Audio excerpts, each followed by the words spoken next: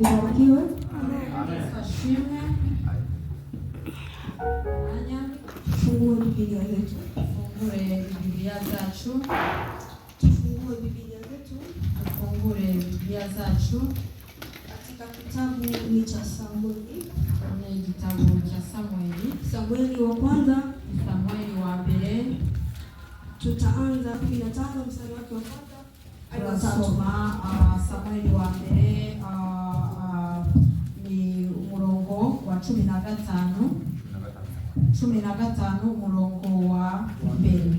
Bwana Yesu asifiwe. Amen. Nitamani tusome sura yote nzima na nashakaga ko tusoma shakiti yose nzima, lakini kwa sababu ya wakati ariko kubera umwanya tutaenda tunasoma verse baadhi ya bena ya turagenda tusoma akina. Wanaoandika neno la leo ni neno linasema uhasi ni kama dhambi ya uchawi. Iravuga ko icyaha ni nkaho ari uhasi. Dhambi ya uhasi ni kama dhambi ya uchawi. Ni ukuvuga ngo icyaha ni ngaho ari ikintu kibi kitutwara ahantu habi. Bwana Yesu asifiwe. Nitaomba aliye tayari nisomee Samueli wa kwanza 15:1-3. Bila umuntu uri hafi ashobora kutusomera Samueli wa mbere 15 umurongo wa mbere. Amen.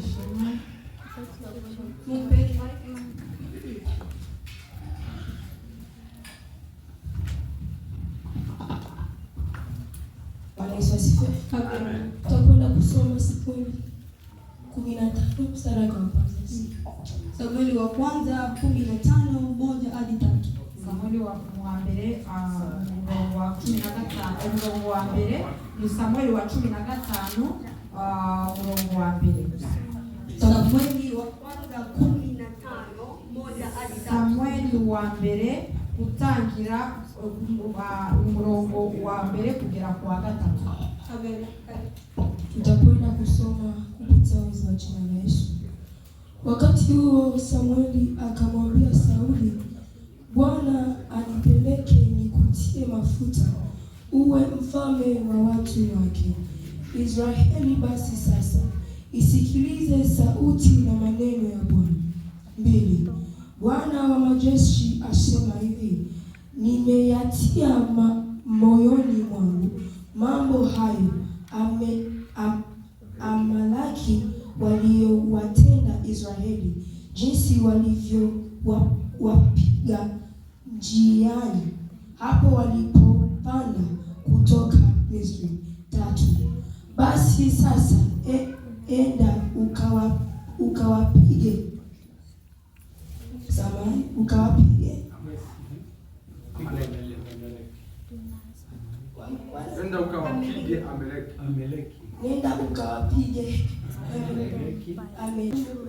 Amaleki na kuviharibu kabisa vitu vyote walivyo navyo, wala usiwachilie, bali waueni wanaume na wanawake, mtoto naye anyonyaye, ng'ombe na kondoo, ngamia na punda.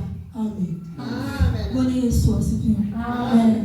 Habari hizi ni habari mfalme aitwaye Sauli. Samueli wa kwanza 15:1-3.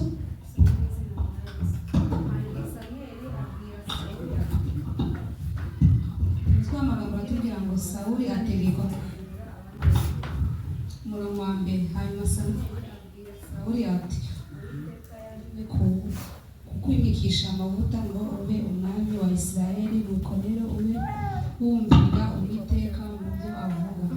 Umurongo wa kabiri. Uwiteka yirinda ngo ibyo Abamaleki bagiriye Abisirayeli ubwo babatangiraga mu nzira bava muri Egiputa. 3. None genda urwanye Abamaleki ubarimbure ubarimbane rwose n'ibyo bafite byose, ntuzababarire ahubwo uzice abagabo n'abagore n'abana b'impinja n'abonka inka n'intama n'ingamiya n'indogobe. Amen. Bwana Yesu asifiwe. Neno la Bwana lilikuja kwa mfalme Sauli ijambo ryaje kupitia nabii Samueli kuita mwami Sauli kumwambia ya kwamba ahende ahangamize Waamaleki kugira ngo agende abatoteze abarimbure Abamaleki, kwa sababu Waamaleki waliwapiga Israeli kipindi Israeli natoka Misri. Kipindi Israeli natoka Misri, igihe Israeli abari bavuye mu Misri bahise bagenda kubarwanya. Mungu akamwambia mfalme Sauli, Imana ibwira umwami Sauli ya kwamba ahangamize kila kitu, amubwira ngo atoteze ikintu cyose cyangwa abantu bose, kuanzia watu mpaka wanyama, kutangira ku bantu kugeza ku nyamaswa. Bwana Yesu asifiwe. Imana ishimwe. Kitu ambacho Sauli alikifanya, ikintu Sauli yakoze, akumsikia Mungu, ntabwo yashoboye kumva Imana. Sauli alifanya ambacho anachokitaka yeye. Sauli yakoze icyo ashaka we, kwa sababu Mungu alimwambia ya kwamba aangamize kila kitu. Kubera Imana yamubwiye ko atoteza ikintu cyose. Agizo la Mungu lilikuwa asihache kitu chochote. Imana yashaka ko nasige ikintu cyari cyo cyose, lakini Sauli aliangamiza, lakini akamwacha mfalme wa Waamaleki. Ariko yatoteje abantu bose, ariko asiga umwami Amaleki. Na hakufanya hivyo tu, ariko ntabwo yakoze icyo ngicyo gusa. Sauli akachukua kondoo na ng'ombe wale wazuri. Sauli afata intama n'inka, akawatoa sadaka kwa Bwana, abafata ibituro ku mwami. Mungu alimwambia angamize, Imana yamubwiye ngo atoteze, yeye akajiona kuwa na maarifa zaidi, akaacha. We abona ko afite ububasha, arabireka. Mungu alimwambia asiache mtu, Imana yamubwiye ngo nasige umuntu wari wose. Sauli alimuacha mfalme, Sauli asiga umwami. Jambo lile lilimkwaza sana Mungu, ama lilimkasirisha sana Mungu. Icyo kintu cyarakaje Imana cyane. Mungu akamwambia nabii Samueli, Imana ibwira nabii ayimuhanura nabii Samuel, ahende amwambie mfalme Sauli, amubwira ngo agende amubwire umwami Sauli ya kuwa kitendo alichokitenda ni kibaya, amubwira ngo ikintu yakoze ni kibi, na kwa sababu ya kitendo kile amekataliwa.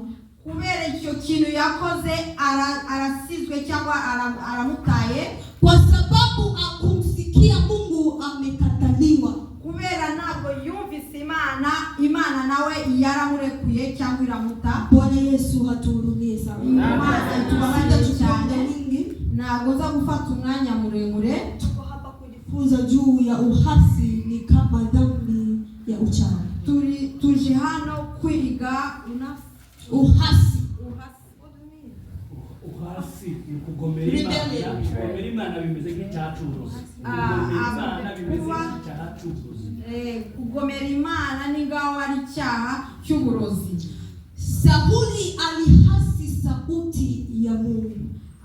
Sauli ntabwo yubashe ijambo ry'Imana, kwa sababu agizo la Mungu lilikuwa kwake ahende angamize kila kitu. Kubera Imana yari yamubwiye kugira ngo agende arimbure abantu bose, lakini yeye akaona ni sawa amwache mfalme. Arabireka, abona ko ari byiza, akaona kondoo nao wako vizuri, akasema hawa wanafaa kwa sadaka. Aravuga ngo arabona ko inama, abona ko ari byiza ko basigara kubera. Akaona ng'ombe ni wanono, akasema hawa watampendeza Mungu. Abona abona ko inka ari nziza cyane, aravuga ngo izi ngizi zizashimisha Imana, arazisiga. Lakini hiyo haikuwa agizo la Mungu ya kwamba achukue wale kondoo wanono. Ariko ibyo Imana yari yamweretse, yari yamubwiye ngo agomba kubafata abo izo nka zishishe cyangwa zimeze neza ko zigomba gupfa. Agizo la Mungu lilikuwa aangamize kila kitu. Ibyo Imana yari yamubwiye ko agomba gutoteza abantu bose cyangwa inyamaswa zose. Bwana Yesu asifiwe. Imana ishimwe. Basi tutaona uhasi ni kama uchawi aje. Kugomera Imana ni ngaho ari icyaha cyangwa uburozi, icyaha cy'uburozi. Unaandika jambo la kwanza ni kuyakataa mamlaka ya Mungu. Kuba ushobora kwanga ikintu cyose. Uhasi ni kama dhambi ya uchawi, kwa sababu mtu anayehasi anayakataa mamlaka ya Mungu. Kubera icyaha icyo ngicyo ni ukuvuga ngo kiba kimeze nk'uburozi kandi Imana iracyanga. Maana mtu anayetumia nguvu za giza, umuntu akoresheje ububasha utafuta afanye vitu vyake kinyume cha mpangilio wa kimungu, kubera akore ikintu cyo Imana itashaka kiri inyuma y'ibyo Imana ishaka. Utumia nguvu za pembeni kuliko nguvu za Mungu, kukoresha nguvu zindi zitari nguvu z'Imana. Basi uhasi ni hivyo hivyo pia.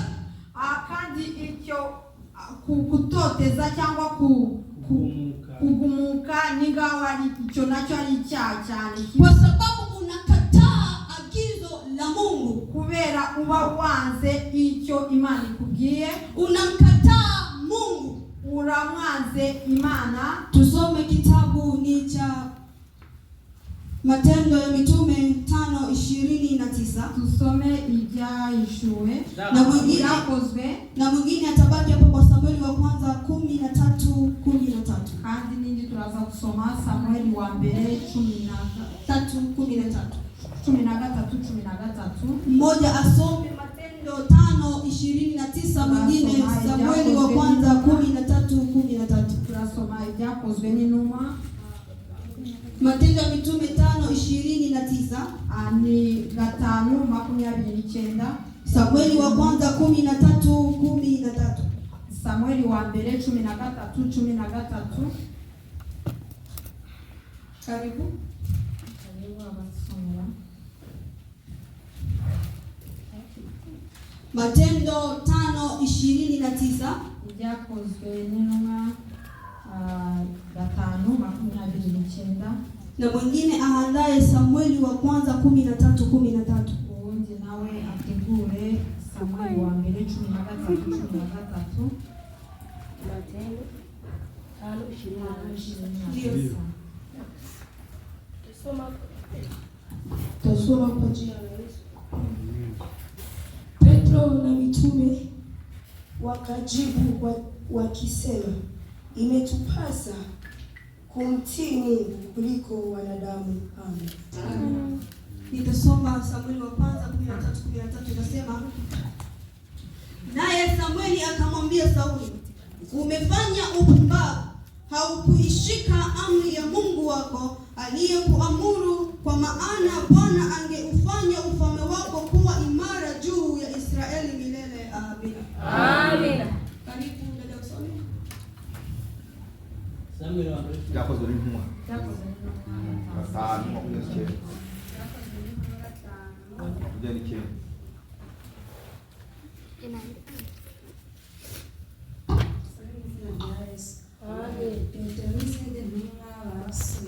basubiza bati, ibikwiriye ni ukumvira Imana kuruta abantu bemera. Samueli.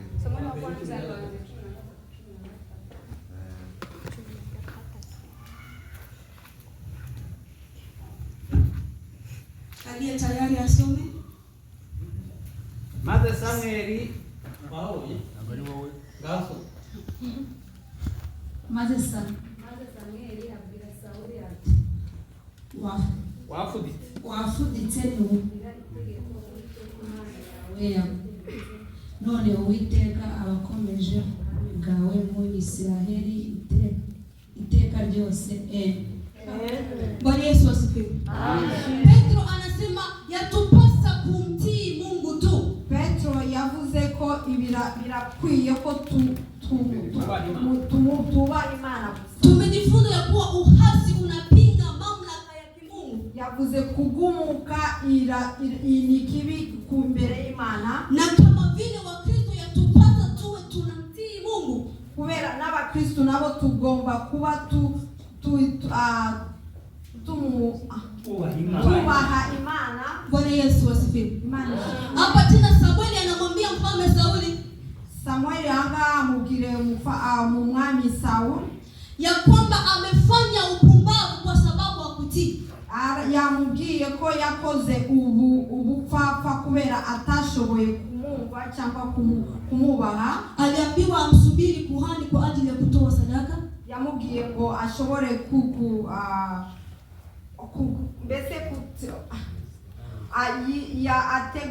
ashobore kuba yamutegereza kugira ngo Samuel ashobore yumve ibyo amubwira, lakini akaona muda umekawia akatoa mwenyewe. Ariko abona ko umwanya ugeze ahita yiva nawe nyine arikuraho. Bwana Yesu atuhurumie. Imana itubabarire. Tukiwa ni wahasi wa neno la Mungu, ni wapinzani wa mamlaka ya Mungu. Nituba guhumuka ku bintu by'Imana, aho ngaho tuzagenda ahantu habi cyane, ntabwo tuba tukurikije ibintu by'Imana ivuga. Uhasi ni kama dhambi ya uchawi. Jambo la pili, guhumuka ni ngaho ari icyaha kibi kandi kikaba ngukuroga. Maana mtu hupenda kufanya utashi wake binafsi. Umuntu abashaka gukora ibintu bye we bwite bitari by'Imana. Bwana Yesu atuhurumie. Imana itubabarire. Bwana Yesu atuhurumie. Imana itubabarire. Tusome kitabu cha Isaya. Tusome Isaya. Isaya 12 samani 12 hadi 14. Tusome Isaya 14:12 hadi 14. Tusome 14:12. Kitabu cha Isaya. Isaya 14:12 hadi 14. Tusome ku murongo 14:12 kugeza ku 14. Isaya. Nitasoma. Jinsi ulivyoanguka kutoka mbinguni, ewe nyota ya alfajiri, mwana wa asubuhi. Jinsi ulivyokatwa kabisa, ewe uliyewaangusha mataifa.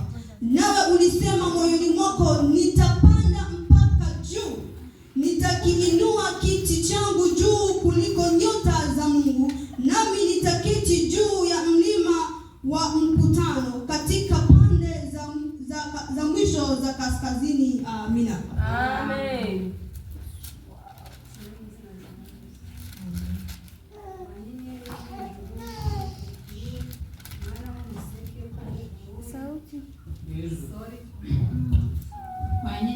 wanyenyeri y'umututuruwe mwana w'umuseke ko uvuye mu ijuru ukagwa uwaneshaga amahanga ko bakakugeza ku butaka.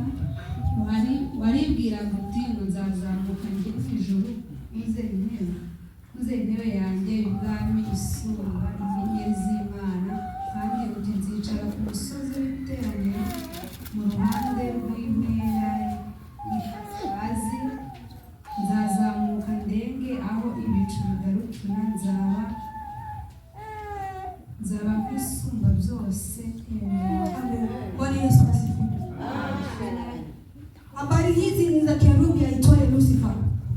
Hizi nkuru ni nkuru za Lucifer. Alikuwa ni kerubi afundikaye. Yari umuntu mukuru cyangwa shetani nkuru cyangwa marayika nkuru, Mtakatifu asiye na waa. Yari umuntu mwiza cyane cyangwa mutagatifu, Lakini kiburi kilimpanda akataka kufanya yake mwenyewe. Ariko kubera yari afite amarari cyangwa akagira uko yari afite ikiburi cyane, yashatse gukora ibyo ashaka we. Biblia anasema atauweka kiti chake juu ya nyota za Mungu. Bibiliya iratubwira hano ko yashatse kuvuga ko azashira intebe ye hejuru y'Imana. Uhasi ni kama uchawi. Ugome cyangwa ikintu kibi, kwa sababu mchawi hufanya vitu kinyume cha mpango wa Mungu. Kubera umurozi akora ikintu kibi kitandukanye n'ikimana, ujaribu kutenda matakwa yake mwenyewe kuliko apendavyo Mungu. Akora icyo we ashaka kitari ikintu cy'Imana, uko Imana ishaka. Lucifer alifanya ya kwake mwenyewe aliyoyapenda yeye. Lucifer wenyine yakoze icyo ashaka we bwite. Wanadamu nasi tunafanya tunayoyapenda, sio maagizo ya Mungu. Natwe tukora abantu basanzwe, natwe tukora ibyo Imana itashaka, twebwe tukaba ari byo tushaka. Tuko kama vile mfalme Sauli, tumeze ngao ari mwami Sauli ambaye alipewa agizo na Mungu kubera yahawe ibyo Imana yamutegetse gukora, lakini akashindwa, ariko arabinanirwa kulitekeleza, ananirwa no kubikurikiza. Hebu tusome hiyo verse yake ya 22 hadi 23. Nitapasoma. Inasema, naye Samueli akasema, je, Bwana huzipenda sadaka za kuteketezwa na dhabihu sawasawa na kutii sauti ya Bwana? Angalia, kutii ni bora kuliko dhabihu, na kusikia kuliko mafuta ya beberu. Kwani kuasi ni kama dhambi ya uchawi, na ukaidi ni kama ukafiri na vinyango. Kwa kuwa umelikataa neno la Bwana, yeye naye amekukataa wewe usiwe mfalme. Amina. Bwana Yesu asifiwe. Sauli kwa sababu alikosa akutii Mungu, kubera Sauli atashoboye kubaha iby'Imana yamubwiye, alikataliwa na Mungu, yanzwe n'Imana cyangwa atagwa n'Imana. Biblia inasema ya kwamba dhambi ni uhasi wa neno la Mungu. Ijambo ratubwiye ko icyaha ni guhumuka. Kila wakati tunapoishi tusipolitii neno, tunakuwa ni wana wa kuasi. Igihe cyose tukora ibintu ntidushobore kubaha ijambo ry'Imana, tuba tukoze ibyo bitandukanye n'Imana, tuba tukoze icyaha. Kwa sababu Mungu ametupea neno lake, kubera Imana iduhaye ijambo ryiwe. katika neno kuna maagizo ya Mungu, kubera ijambo ribarimo amategeko y'Imana, munazo sheria za Mungu. harimo amategeko y'Imana. Usiue, usizini, nimwice kandi nimusambane, usitamani na zinginezo, kandi nukore ibyo umubiri wawe ushaka. Mwanadamu asipozifuata hizo sheria ni muasi.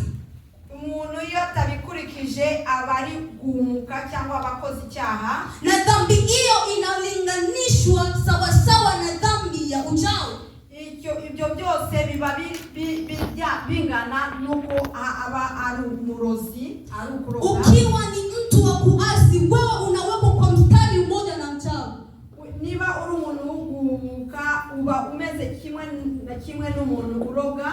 Ukiwa Bwana alisema uende uambie taifa hivi, niba Imana yakubwiye ngo genda ubwire aba bantu iki kintu, wewe ukagairi, kandi wewe urabyanze, Bwana anasema unafananishwa na mchawi. Imana iravuze ngo wewe uba umeze kimwe n'umurozi. Na kama vile Sauli alipokataliwa, nguko Sauli yanzwe cyangwa aratagwa, utakataliwa, nawe uzatagwa. Mungu anasema uende uambie watu wangu, Imana iravuze ngo wege maovu yamekuwa ni mengi, watengeneze, babwire ngo bagerageze kugira ngo bihane. Unaona ya kwamba hivi niko mtoto, ukavuga ngo njewe ndi umwana, wale pale ni wazee wataniona. Uravuga ngo bariya ni abantu bakuru cyangwa ni abazee Nitasema nini wale pale ni wachunga? Ndababwira iki abo ngabo ko ari abashumba? Mungu aliliweka neno lake kwa sababu ana makusudi. Imana iba yamubwije ngo kubera ifite impamvu. Anajua kuwa uko mtoto, arabizi kuri umwana, na ndio maana alimwambia Yeremia, niyo mpamvu yabwiye Yeremia, usiseme niko mtoto, nuvuge ko ndi umwana, mimi Bwana nitakuwa pamoja nawe. Njewe Imana nzaba ndi kumwe nawe. Kila nitakachokuambia useme, icyo nzakubwira cyose uvuge nicyo ngicyo nawe uzavuga. Mungu anataka tuwe tunayafanya anayotuagiza. Imana ishaka ko tukora icyo atubwiye. Wengi tumeyabeba maagizo ya Mungu, benshi tutwara ijambo ry'Imana cyangwa ibyo Imana itubwiye, lakini tunadhahiri kutenda, ariko tukanga kubikora. Wengi tuliambiwa ujumbe na Mungu, benshi twabwiwe ijambo ry'Imana, enenda ukaambie kanisa litengeneze, ikakubwira genda ubwire itorero, wende uambie watu wabadilike, genda ubwire abantu bahinduke. Ukaona mimi sitaweza, ukavuga ngewe ntabwo nshoboye. Bwana anasema wewe ni sawa mchawi. Imana iravuga ko wewe umeze nk'umurozi, maana unafanya yako wewe sio ya Mungu, kubera ukora ibyawe ntabwo ukora ibyo Imana yakubwiye. Unatembelea njia zako wewe sio za Mungu, ugendera mu nzira zawe zitari nzira z'Imana. Wakristo inatupasa tuufanane Bwana Yesu. Imana irashaka ko tuba tukurikira ibyo ivuga. Inatupasa tumfanane Bwana. Imana irashaka ko tukurikiza ibyo ivuga. Bwana Yesu atuhurumie. Amen. Yesu alipokuwa hapa duniani aliyafanya mapenzi ya Baba. Yesu aho yarari hano mu isi yakoze ibyo Imana ishaka, akutenda yake mwenyewe. Ntabwo yakoze ibyo ishaka yeye, akujishuhudia yeye mwenyewe. Ntabwo yaje kuvuga ibitangaza, alikuja ili amshuhudie Baba. Yashatse ko avuga ubuhamya bw'Imana, alifanya kile ambacho Baba alimuagiza. Yakoze ibyo Imana yamutumye. Tusome kitabu cha Yohana. Tusome igitabo cya Yohana. Yohana 5. Yohana 5:30. Yohana 5:30. Makuni 3. Bwana Yesu asifiwe. 5:30. Nitasoma.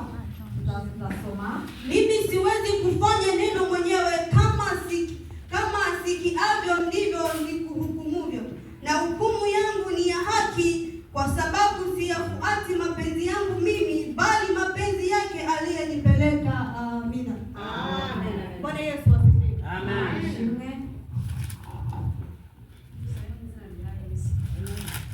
ntacyo mbasha gukora ubundi ahubwo uko numvise nikushaka, kandi ayica ni ay'ukuri kuko akurikiza ibyo nkunda ubwanjye, ahubwo nikiza ibyo uwatumye akunda. Amen.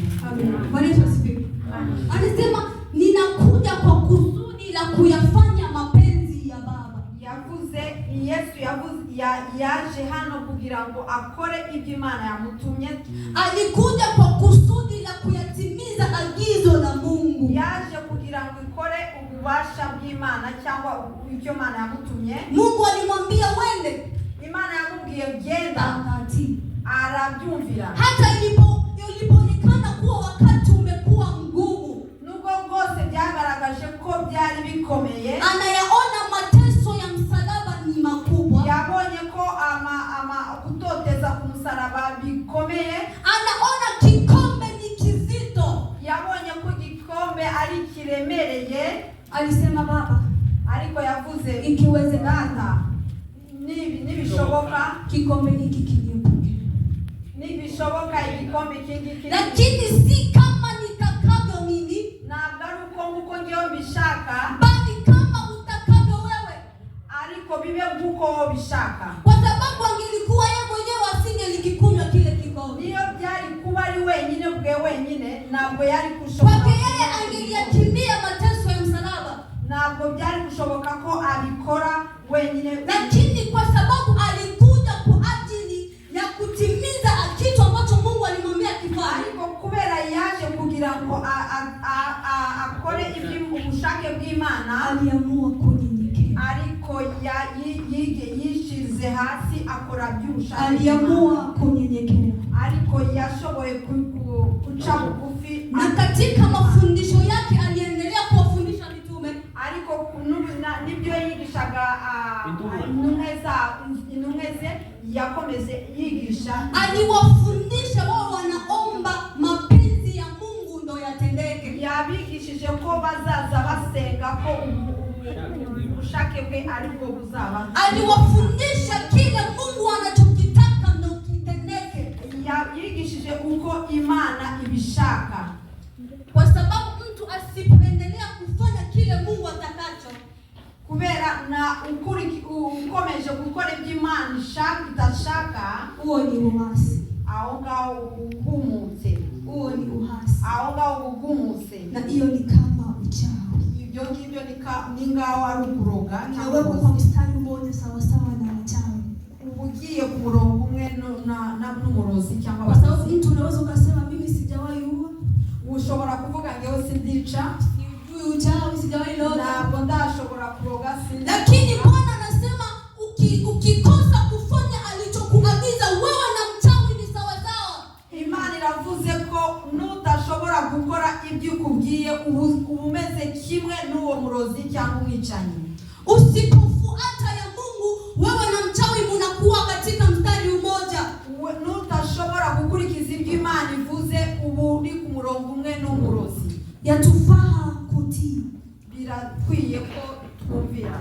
Kama sisi kweli ni kanisa yatupasa kutii. Niba koko turi abakristo kandi tukaba turi tugomba gusenga kugira ngo Imana itufashe ko tuhinduka kandi tukamukurikiza. Ikiwa sisi kweli tunamcha Mungu yatupasa kutii. Niba koko turi abantu b'Imana tugomba kuca bugufi kandi tukumvira. Lakini tukibaki kusema ya kwamba tumeokoka, ni tukomeza kuvuga ngo turarokotse, lakini akijijwe hatulitii neno la Mungu, ariko tutashoboye kumvira ijambo ry'Imana, hatumpendi. ntabwo tuba tumukunze Imana, Hatumpendi. ntabwo tuba tukunze Imana. Ikiwa akisema uende ufanye hiki, nakubwira ngo genda ukore iki ngiki, usipokifanya nutagikora au mpendi, ntabwo umukunze. Bwana Yesu atuhurumie. Imana tubabarire. Tusome kitabu cha Yohana Tusome ikindi gitabo cya Yohana 14:15. 14:15. Yohana 14:15. Yohana 14:15. Biblia inasema mkinipenda mtazishika amri zangu. Karibu. Mkinipenda mtazishika amri zangu. Tusalimu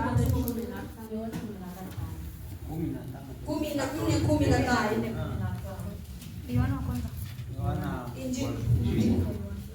Museme izina rya Yesu. Nimunkunda muzitondere amategeko yanjye. Yesu anasema mkinipenda mtazishika amri. Imana yavuze ko nimunkunda muzafata amategeko yanjye, cyangwa Mkinipenda mtayashika maagizo yangu. nimunkunda muzafata amategeko yanjye. Nikisema wende umwambie fulani, nimvuga ngo genda ubwire runaka, nikisema Mama Gloria wende umwambie pastor atengeneze, nimubwira Mama Gloria ngo genda ubwire pastor, usiogope kisa ni kiongozi. unutinye ko kubera ari umushumba Wende umwambie Bwana asema tengeneze.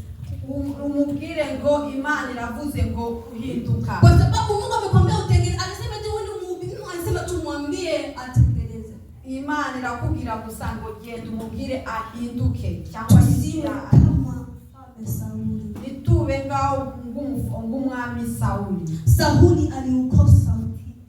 Sauli ntabwo yayubasha Imana, Ndio maana aliambiwa ya kwamba niyo mpamvu yabwiwe ngo kutii ni bora kuliko dhabihu. niyo mpamvu yabwiwe ko kubaha ni byiza kurenza Hata utowe sadaka, hata utowe sadaka uko bwose watura ibitambo, kama autii niba utashoboye kubaha Imana katika ufalme wa mbinguni. nubwo mwami bw'ijuru ntabwo ushobora kujyayo. Kama unaimba, hata unaweza ukaimba, Nubwo bwose ushobora kuba uririmba, unaweza ukafanya kila huduma unayoijua, ushobora kuba ukora akazi kose mu rusengero, ariko ukikosa utii wa sauti ya Mungu, niba utashoboye kumvira ijambo ry'Imana cyangwa ijwi ry'Imana, atakaporudi hautaenda naye. nubwo bwose azagaruka Yesu ntabwo uzajyana nawe, Kwa sababu anasema siku ile azakubwira ngo uwo munsi wengi watasema, benshi bazavuga Baba tulifanya hiki, bazavuga ngo Mana twakoze iki, na kwa jina lako tulitoa mapepo, kandi mu zina ryawe twashoboye gukuraho kwa amapepo, jina lako tuliutoa unabii, na ku zina ryawe twashoboye no kuvuga ubuhamya cyangwa tukavuga twashoboye kuririmba, kwa jina lako tulifanya kila aina ya huduma. twakoze buri kintu cyose mu rusengero. Atasema ondokeni, si wajua. Aza kubwira genda, njyewe ntabwo nakumenye. Nyinyi mtendao maovu, Mwebwe mukora ibibi, hamkuyatenda mapenzi ya Baba. ntabwo mwakoze ntabwo mwakoze ibyo Imana ishaka. Hamkukifanya kile ambacho Mungu alitaka mkifanye. Ntabwo mwakoze icyo Imana ishaka ko mukora. Tujitahidi sana twitange cyane kufanya kile ambacho Mungu anataka tukore tukifanye. icyo Imana ishaka ko dukora, Kwa sababu hata tunaweza tukajiangaisha hapa kila Jumapili kuimba, nubwo bwose dushobora kuza hano buri ku cyumweru tukaririmba, kila Jumapili tunasimama hapa tunaomba, nubwo bwose twaza hano tukasenga, kazi hiyo itakuwa bure. iyo kazi tuzaba tugakoreye ubusa. Kwa sababu Mungu anaangalia utii. Kubera Imana ireba uko uyubashe, Anaangalia unavyolitii neno lake. Imana ireba uko ushobora kubaha ijambo ryiwe. Amekwambia fanya hiki, fanya. Arakubwira ngo kora iki giki gikore. Usipotii hata ikiwa ni kile kidogo, Nubwo bwose kaba ari gatoya nutashobora kugakora uko ibishaka, utaambiwa ondoka. izakubwira ngo genda. Utaambiwa ondoka. Azakubwira ngo genda. Utaambiwa ondoka. Uzabwirwa genda, Kwa sababu au kuyafanya mapenzi ya Mungu. kubera utakoze ububa. Kwa sababu au kumtii Mungu. Kubera ntabwo washoboye kubaha Imana. Kwa ndugu zangu wapendwa, Abavandimwe bakundwa, kutii ni bora kuliko dhabihu. kumvira ni byiza cyane kuruta. Kutii ni bora kuliko dhabihu. Kumva ijambo ry'Imana ukaryubaha ni byiza cyane kuruta gutura. Na uhasi ni kama uchawi. Umuka nawo ni gawo ari uburozi. Tujitahidi sana tuwe ni watiifu kwa Mungu. Tube twitange cyane dushobore kumvira ijambo ry'Imana. Ajaposema wende wende, nakubwira ngo genda, Imana ugende. akisema kaa kaa, nakubwira ngo icara wicare, akisema usifanze usifanze, ajaposema usifanye kitu usikifanye. nakubwira ngo nukore iki kintu ntugikore. Walio wengi wamekufa kwa sababu ya kukosa utii. Wenshi warapfuye kubera wabuze uko ntabwo bashoboye kubaha ijambo ry'Imana. Yule nabii mdogo, uwo umuhanuzi mutoya, kwa sababu ya kukosa kutii, kubera ntabwo yashoboye kubaha, aliliwa na simba. yarariwe ni intare. Mungu alimwambia wewe ukimaliza kuhubiri rudi nyumbani. Yamubwiye ngo nugenda nurangiza kuvuga ubutumwa ugaruke mu rugo usubire mu rugo. Wala usimwambie mtu chochote, wala usisemezane na mtu yoyote. Nuvuga ikintu icyo ari cyo cyose kandi nuvugane n'umuntu uwo ari we wose. Akaja mwingine mkubwa, aza wundi mukuru, sisi tulifanya huduma mbele yako. twebwe twakoze akazi imbere yawe. Sisi tulianza huduma mbele yako. Twebwe twakoze mbere yawe. Kanisa sisi tulianza kuokoka mbele yako. Twebwe twarokotse mbere yawe cyangwa twakijijwe mbere yawe. Wewe si umwana w'ejo bundi hano. Sisi ndo tulikamata kayamba maono. Twebwe twafashe aya masengesho turasenga. Tulipojumulika pamoja na kundi lote la waombaji, sisi ndo tulikuwa tunazikamata zile kayamba. Twebwe twafashe ibintu byose gusenga, ni twebwe twari tubifashe kandi twebwe twasengaga kuva kera. Anasema hivyo, njoo usiende tuko na Bwana tukwambie. Wino tukubwire hano tugende, ni twebwe dufite ijambo. Yule nabii mdogo, uwo nguwo umuhanuzi mutoya akamfuata yule mkuu, aramukurikira uwo nguwo mukuru, kwa sababu akutii sauti ya Mungu. kubera ntabwo yumvise ijambo, ntabwo yashoboye kubaha Imana. Mungu akaruhusu simba wamkule. Imana iha ubasha kugira ngo intare ishobore kurya. Mungu akaruhusu simba wamuangamize. Imana itanga umunani kugira ngo intare ishobore imurye. Na sio yeye tu, kandi siwe gusa, hata katika maisha yetu wengi tunashuhuda katika mafamilia zetu. benshi muri famiye yacu tuba tufite ibintu byinshi cyane by'ubuhamya kwa sababu ya kukosa kutii. Wengi wamekufa leo kubera kuba utubaha Imana. Ibi benshi barapfa ibintu bitunguranye kwa sababu utii ni kama dhambi ya kuchawa. kubera kutubaha ni ibintu bibi, ni icyaha. Kwa sababu uhasi ni kama dhambi ya uchawi. Samahani, kutubaha ni ngao ari icyaha kibi. yatupasa kumtii Mungu. Biratusaba ko tushobora kumvira Imana. Wewe na mimi tunajua wapi tulipokosea. Yewe nawe turabizi aho tushobora kuba twaraguye. Kipindi Mungu alipotuambia nifanye kitu fulani, unajua wapi ulipogaiwa. Urabizi wenyine igihe Imana yakubwiye ngo ukore anga ikintu nuwagikoze wenyine, urabizi aho waguye. Unajua nini ulichokisema na mimi sitaweza.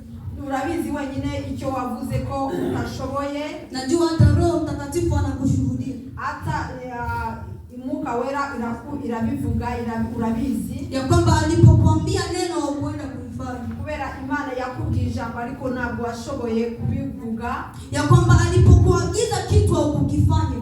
Nuko yakubwiye ikintu ntabwo washoboye kugikora nkuko yagutumye. Anataka leo utubu. Arashaka uyu munsi wa none ushobore Anataka leo utubu. Arashaka ko uyu munsi wa none wihane. Anataka leo umwambie ya kwamba uko sorry. Arashaka kumubwira ko uyu munsi wa none akubabarire. Umwambie Baba unisamehe. Nukumubwira Imana ubabarire, maana sikutii sauti yako. Kubera ntabwo nashoboye kumva ijwi ryawe. Maana sikukutii Baba. Kubera ntabwo nashoboye kukumva cyangwa sinashoboye kubaha. Maana usipofanya hivyo, nutakora gutyo, kuna kukataliwa. Uzangwa kama alivyokataliwa mfalme Sauli. Huko mwami Sauli yanzwe. Nitapenda kanisa mzima tusimame tumwambie Mungu atusamehe kwa sababu hatukutii. Nashaka ko itorero ryose tuhaguruka tukabwira Imana. Nitapenda kanisa mzima tusimame tumwambie Bwana atusamehe kwa sababu hatukutii. Itorero ryose tuhaguruka kandi twasaba Imana. Nimbaji nipe wimbo fupi tuombe tumwambie Mungu atusamehe. Mahali alipotuagiza atukufanya. Imana yatubwiye kandi twashoboye kuyikurikiraza. Aturehemu kwa sababu hatukutii sauti yake. Imana itubabarire ko tutashoboye kumva ijwi rye. Atuyatii maneno yake. Kandi ntabwo twashoboye gukurikiza amagambo yiwe. Kubera turi urubyaro rw'icyaha. Bwana Yesu atuhurumie. Imana itubabarire. Bwana Yesu atuhurumie. Imana itubabarire tena. Anapokushuhudia Roho Mtakatifu muombe Mungu akusamehe. Mwuka Wera nukubwira ushobore kumvira. Kwa sababu unajua wapi nini alichokuambia. Urabizi kwa ni hehe kandi niki yakubwiye. Unajua ni agano gani alikwambia. Kandi urabizi wenyine icyo yakubwiye. Unajua ni neno gani alisema na moyo wako. Ni urabizi wenyine niki yavuganye n'umutima wawe. Lakini uligahiri sauti. Ariko warabisuzuge au kumsikia Mungu anatukuza. Ntabwo wamwumvise, ntabwo wamushoboye kumwambie akusamehe. Umubwire Imana akubabarire.